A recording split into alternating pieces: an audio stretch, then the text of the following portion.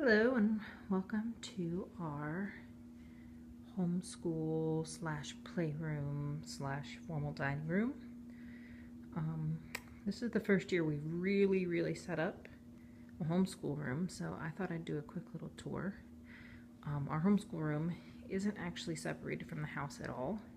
It opens right up into our living room, homeschool dining room, straight into the kitchen.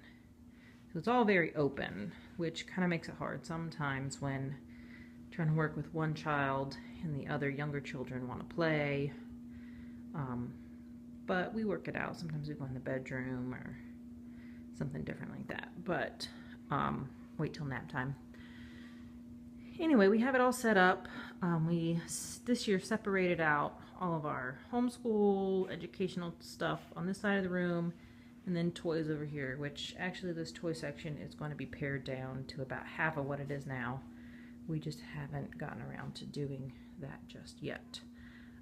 But yeah, so we'll start here. This will be the toy section. I'll have a 3-year-old and a 1-year-old that won't really be doing any homeschool stuff, but we have to keep them occupied while we're working. So this will be their area of play, toys, and I'll probably get rid of a good portion of this, but they will have a little table they can do some coloring and stuff on, and just a couple bins down there with toys. So that's pretty much the toy section. And then over here on this side we have the keyboard. I've been teaching Jude how to play the keyboard, and he's actually taught himself more than I have taught him. So we probably need to get some formal lessons set up. I just have to find a teacher somewhere in this area. Also, I got this really great map. You can use a dry erase on it, which will come in handy with our classical conversation stuff. And then we do have a United States map, which is not dry erase, which will probably get written on because the kids will forget. And then we have our letters. These are really cute dollar bin things. The letters and the numbers. Although I got these last year, and I think they're a little bit different this year, but they're still very cute. And then over here I have whiteboard that my husband just hung up for me, which it doesn't stay that great, so we might need to reattach it to the wall.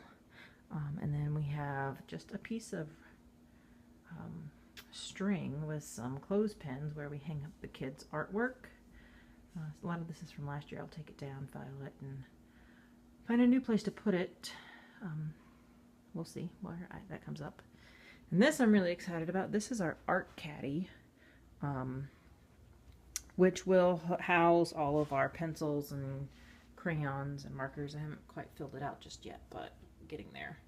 Next to this is our charging station for their tablets, which they don't really use these much. They're good though for when the younger kids need to be occupied and quiet, so I can work with Jude on something.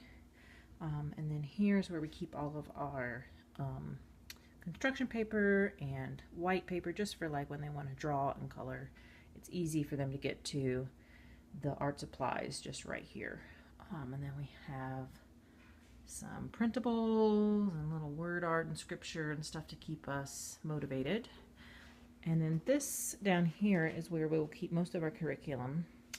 These two bins on this side right here, those two bottom ones, are our DVDs. And then the top 3 bins here across the top are going to be for the kids. Each boy will have a bin, and they'll keep any of the school stuff they want to keep in there. Their workbooks, their journals, whatever they want to keep in there. The bottom bin down here on the bottom, this one, is for our coloring books and that stuff. And then these 2 bins in the middle are actually still empty, and I'm probably going to put some more art supplies and stuff like that in there, so that way they're accessible to the kids if they need to be. And this is our main bookshelf. Up top we keep our snap circuits because the little one likes to get in here and take them all apart and dump them out, and we don't want to do that anymore. And then here are the books that we're going to use frequently, and then some games, a bunch of workbooks. I need to go through and file some stuff, and then just a bunch of composition books.